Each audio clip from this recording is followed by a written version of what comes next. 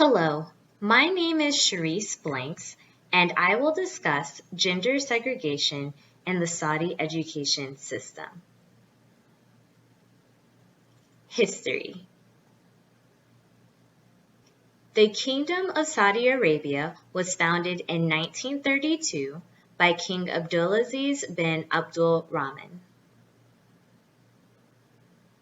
Saudi law is based on the Quran and is known as Sharia law.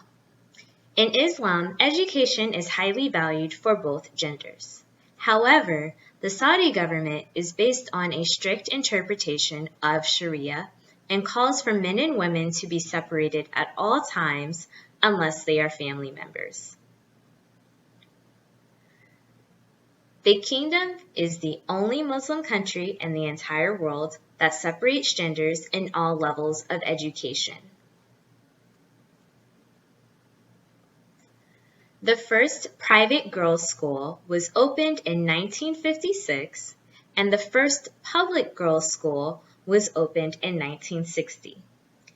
Now, public schools have separate campuses for boys and girls, including public and private universities.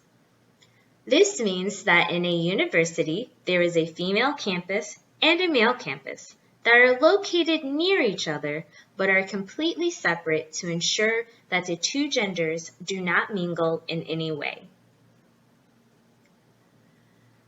The Princess Noura bin Abdulrahman University in Riyadh is the first women's university in Saudi Arabia. It was opened in 2010. Current stance. There is no sign that schools will ever be integrated. However, the King Abdullah Scholarship Program sends both men and women scholars overseas every year to study in the UK, the US, and Canada. During this time, students attend school in gender-integrated settings. Strengths of single-sex education.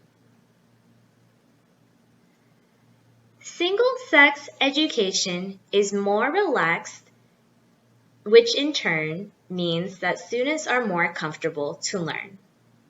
This also allows a more specific and tailored curriculum that the teachers can teach in a way that the students understand.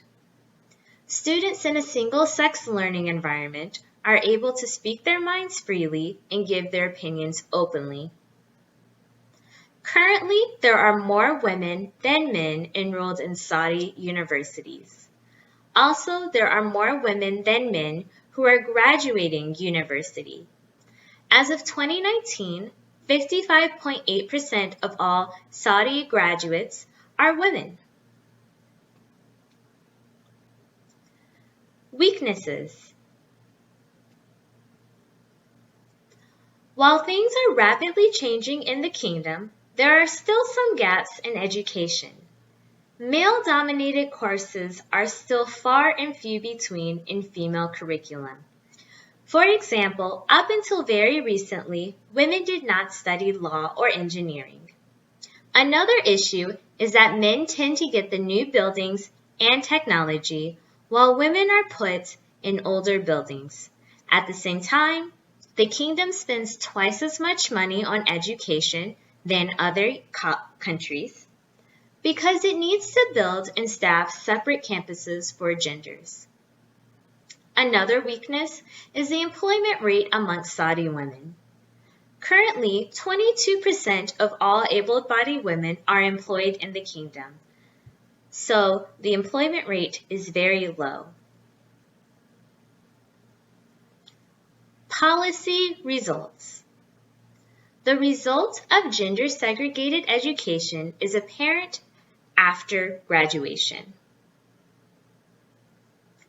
Saudi men and women are not used to working with the opposite sex, and that can lead to decreased productivity. Also, having genders completely separated does not prepare students for the outside world where men and women interact freely with one another. What does the future hold? Because of the Saudi Vision 2030, the government has made great strides in modernizing the kingdom, while keeping true to its culture and religious beliefs.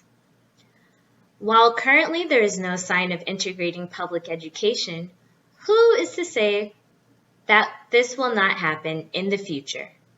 Only time will tell.